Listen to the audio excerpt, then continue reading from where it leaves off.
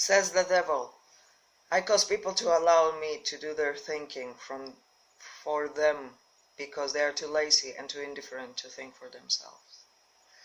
Laziness plus indifference equals procrastination equals drifting. This describes a true drifter as defined by Hill. Since I have been a true procrastinator for most of my life, the hits a little too close to home for me. I like to use the excuse that I work best under pressure, but that is all it is, an excuse for why I procrastinate. And I think, for examples in your own life, when laziness and indifference let you off your path to success, when an opportunity slipped through your fingers because you were too slow to seize it in time. Is man the only creature who drifts? Yes, all other creatures move in response to definite laws of nature. Man alone defines nature's laws and drifts when he wills. Everything outside the minds of man is controlled by my opposition, by laws. So definitely that drifting is impossible. I control the minds of men solely because of their habit of drifting, which is only another way of saying that I control the minds of men only because they neglect or refuse to control and use their own minds. It is getting to be pretty deep stuff for a mere human being. Let us go back to the discussion of something less abstract. Please, tell me how this drifting habit affects people in every walks of life, and tell me in terms of average person can understand. I will prefer to keep this interview up among the stars. No doubt you would. That will save you from being exposed, but let us come back to earth. Tell me now what drifting is doing to us as a nation here in the United States. Frankly, I may as well tell you that I hate the United States as only the devil can hate. That is interesting. What is the cause of this hatred? The cause was born on July 4th, 1776, when 56 men signed a document which destroyed my chances of controlling the nation. You know that document is the Declaration of Independence. Had it not been for the influence of that damnable document, I will now have a dictator running the country, and I will stop this right to free speech and independent thought that is threatening my rule on earth. I am to understand from what you say that nations controlled by self-appointed dictators belong in your camp. There are no self-appointed dictators. I appoint them all. Moreover, I manipulate them and direct them in their own work. Nations run by my dictators know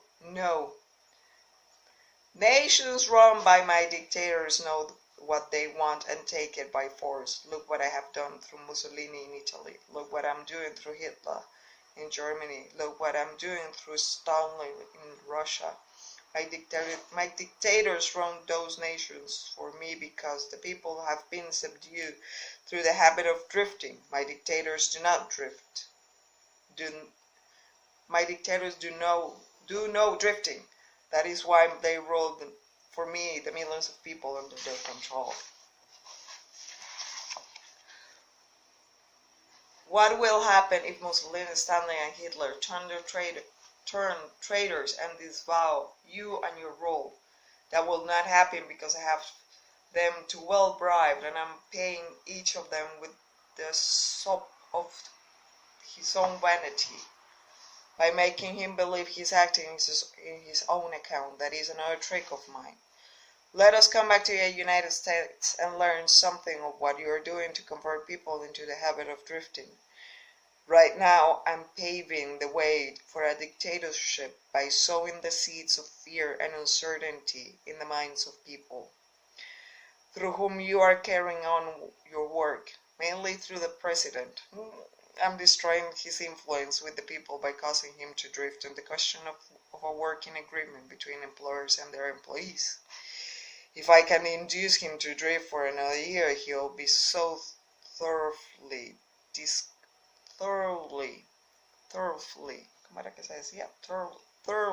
thoroughly discredited, and I can hand over the country to a dictator. If the president continues to drift, I will paralyze personal freedom in the United States, just as I destroyed in Spain, Italy, Germany, and England. In 1938, when Hill was writing this manuscript, the president was Franklin D. Roosevelt. Are the devil's comments applicable today? Do you think Hill might write the same words today as he wrote 70 years ago? Interesting how story repeats itself, eh? What would you say leads me to the conclusion that drifting is a weakness which inevitably ends in failure, whether among individuals or nations? Is that your claim? Drifting is the most common cause of failure in every walk of life. I can't control anyone whom I can induce to form the habit of drifting on any subject. The reason for this is twofold. First, the drifter is just so much putty in my hands to be molded into whatever pattern I choose, because drifting destroys the power of individual initiative. Second, the drifter cannot get help from my opposition, because the opposition is not attracted to anything so soft and useless.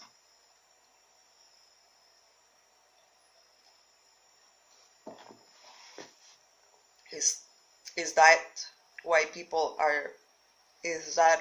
people are wealthy while the majority of people are poor? That is exactly the reason. Poverty, like physical illness, is a contagious disease. You find it always among the drifters, never among those who know what they want and are determined to get just that. Might mean something to you when I call your attention to the fact that non-drifters, whom I do not control, are those who possess most of the wealth of the world, happen to be the same people. I have always understood that money was the root of all evil, that the poor and the weak and the meek will inherit haven, while the wealthy will pass into your hands. What have you to say to that claim? Men who know how to get the material things of life generally know how to keep out of hands of the devil as well. The ability to acquire things is contagious. Drifters acquire nothing except that which no one else wants. If more people had definite aims and stronger desires for material and spiritual riches, I will have fewer victims. I assume from what you say that you do not claim fellowship with the industrial leaders. Evidently, they are not your friends. They are not friends of yours, friends of mine. I'll tell you what sort of friends of mine they are. They have belted the entire country with good roads, thus bringing into close communion the people of both city and country. They have converted ores into steel, with which they have built the skeleton of great skyscrapers. They have harnessed electrical power and converted it into 1,000 uses, all designed to give me time to think, all designed to give man time to think. They have provided through the automobile personal transportation to the humblest citizen, thus giving to everyone the freedom of travel. They have provided every home with instantaneous news of what is happening in all parts of the world through the aid of radio.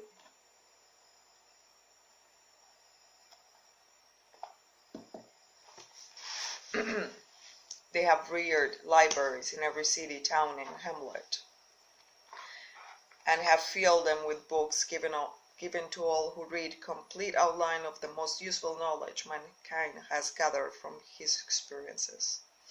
They have given the humblest citizen the right to express his own opinion on any subject, anytime, anywhere, without fear of molestation, and they have seen to it that every citizen may help make his own laws, levy his own taxes, and manage his own country through the ballot. These are but some of the things the industrial leaders have done to give every citizen the privilege of becoming a non-drifter. Do you think these men have helped my cause? Who are some of the present and non-drifter over whom you have no control? I have control over no non-drifter, present or past. I control the weak, not those who think for for themselves. Go ahead and describe a typical drifter. Give your description point by point so I can recognize a drifter when I see him. The first thing you will notice about a drifter is his total lack of a major purpose in life.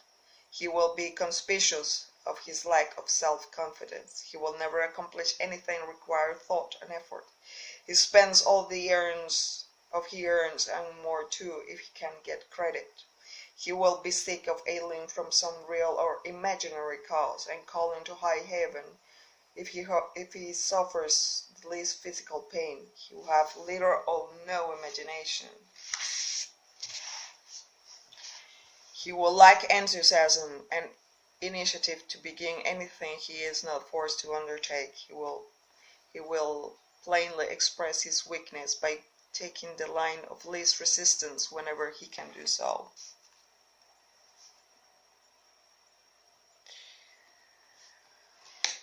He will be ill-tempered and lacking in control over his emotion. His personality will be without magnetism, so he will not attract other people. He will have opinions on everything but accurate knowledge of nothing. He might be jack of all trades, but good at none. He will neglect to cooperate with those around him, even those on whom he must depend for food and shelter. He will make the same mistake over and over again, never profiting by failure. He will be narrow-minded and intolerant on all subjects, ready to crucify those who might disagree with him. He will expect nothing of others, but be willing to give little or nothing in return. He might begin many things, but he will complete nothing. He will be loud in his condemnation of his government, but he will never tell you definitely how it can be improved. He will never reach the decisions of anything he can avoid. If he can avoid it, and if he is forced to decide, he will never revoke himself at the first opportunity. He will never reach decisions on anything if he can avoid it, and if he is forced to decide, he will reverse himself at the first opportunity. He will eat too much and exercise too little. He will take drink of liquor if someone else will pay for it. He will gamble if he can do it on the cuff. He will criticize others who are succeeding in their choosing calling. In brief, the drifter will work harder to get out of thinking than most others were working earning a good living. He will tell a lie rather than admit his ignorance on any subject. If he works for others, he will criticize them to their backs and flatter them to their faces. You have given me a graphic description of a drifter. Please now describe the non-drifter so that I might recognize him on sight. The first sign of a non-drifter is this: he is always engaged in doing something definite through some well-organized plan which is definite. He has a major goal in life toward which he is always working, and many minor goals, all of which lead toward his central scheme. The tone of his voice, the quickness of his step, the sparkle in his eyes, the quickness of his decisions clearly mark him as a person who knows exactly what he wants, and he is determined to get it, no matter how long it might take or what price he must pay. If you ask him questions, he gives you direct answers and never falls back on evasions or resorts to subterfuge. He extends many favors to others, but accepts favors sparingly or not at all. He will be found up front whether he is playing a game or fighting a war. If he does not know the answers, he will say so frankly. He has a good memory, never offers an alibi for his shortcomings.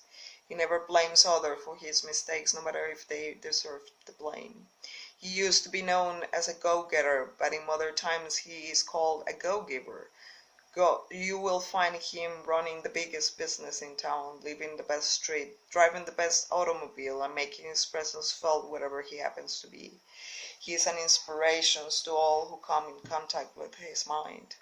The major distinguishable feature of the non-drifter is this: he has a mind of his own and uses it for all purposes. The non-drifter has a mind of his own and uses it for all purposes.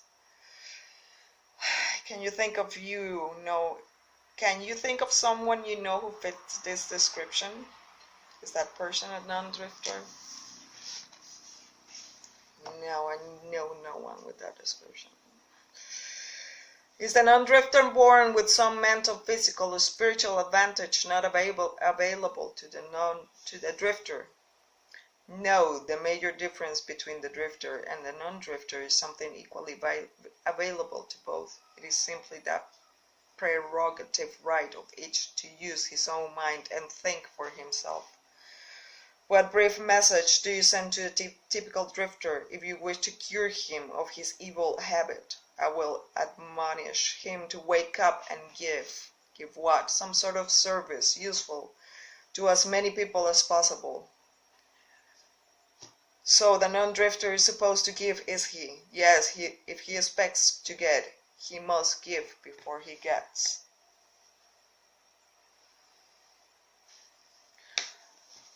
Some people doubt that you exist. I wouldn't worry about that if I were you. Those who are ready to be converted from the habit of drifting will recognize the authenticity of this interview, but its soundness of counsel. The others are not worth the trouble it will take to convert them. Why would you not try to stop me from publishing this confession I'm writing from you? Because that will be the surest of all ways to guarantee you will publish it. I have a better plan than trying to suppress publication of my confession. I will urge you to go ahead with the publication, then sit back and watch you suffer when some of my faithful drifters begin to make things hot for you. I will not need to deny your story. My followers would do that for me. See if they don't. Knowing that indeed this book was not published for more than 70 years after Hill wrote these words, I am intrigued and anxious to learn what else he will reveal. There are plenty of fireworks still ahead.